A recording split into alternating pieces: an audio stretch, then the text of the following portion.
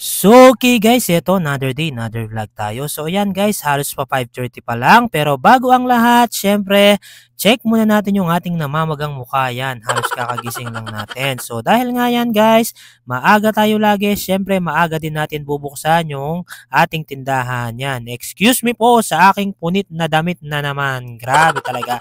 So, yan guys, bago ang lahat, syempre, yan, ilalabas muna natin yung ating tricycle dito sa garahe. So, dapat talaga guys yan, Daddy Jepo nyo magja-jogging muna. Pero dahil nga for today guys, yan, yung nanay ko daw maglalabas. So, kailangan i-assist natin siya dito sa tindahan para hindi siya gaanong mahirapan. So, habang naglalabas siya, ako yung nagtitinda. So, yan guys, una sa lahat, syempre yan, pinunasan ko lang yung ating mga freezer. So, after nga nung guys, yan, nilabas ko na yung mga maduduming damit. Yan, medyo mapapasabak yung nanay ko ngayon kaya maaga siya. Kasi nga sobrang dami ng kanyang lalabhan. So yan, kailangan i-assist natin siya guys para talaga hindi gaanong mahirapan yung aking nanay.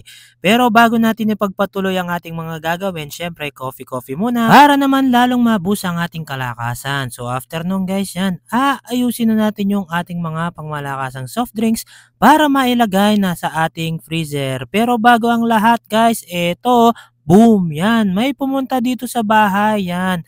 Magta-tricycle service muna tayo. So, pinost ko muna yung aking ginagawa at babalikan na lang natin mamaya. So, yan guys, dali-dali na ako nagbihis para naman maihatid ko na yung mga nagpapahatid sa akin. Kaya, syempre, thank you Lord. So, ito guys, mabilisan na lang. Ito na. Boom! Yan, mabilisan na lang guys at naihatid ko na yung mga estudyanteng nagpa-service sa akin. So yan, halos malapit lang naman to sa amin guys. Yan, papunta lang ng palengke. And after nga nun guys, yun, transition lang tayo ulit at nandito na ako sa tindahan at dali-dali ko nang tinanggal yung ating panlaban sa init or lamig, yung jacket natin. So after nun, ito guys, tuloy-tuloy lang tayo. Yan, nilalagay na natin yung ating pangmalakasang soft drink. So yan, habang naglalaba yung nanay ko guys, ako yung tumatao dito sa tindahan. At syempre ako na rin yung nagtitinda muna para tuloy-tuloy ang grind. So yan guys, ilalagay na natin dito sa freezer. Grabe, di ba?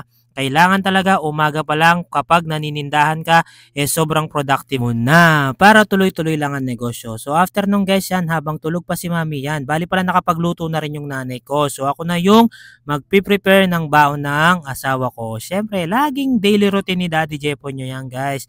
Para naman hindi na ganong napapagod si Mrs. Talagang work na lang siya guys. Yan yung mga talagang mga bagay na nagpapasaya sa akin. At syempre, yan din yung mga bagay na nagpapasaya kay Mrs. So yan guys, kailangan talaga para makip yung fire burning sa relationship nyo guys. Yan, kailangan i-assist nyo lang yung isa at magtulungan lang kayo. Kami ni Mrs. ganito kami guys. Basta ito, bago siya pumasok, ako na lahat yung nagpiprepare ng kanyang kakainin at babaunin. At syempre, yung pangmalakasang coffee na rin niya. Napaka-basic lang naman yan guys. Nako, grabe.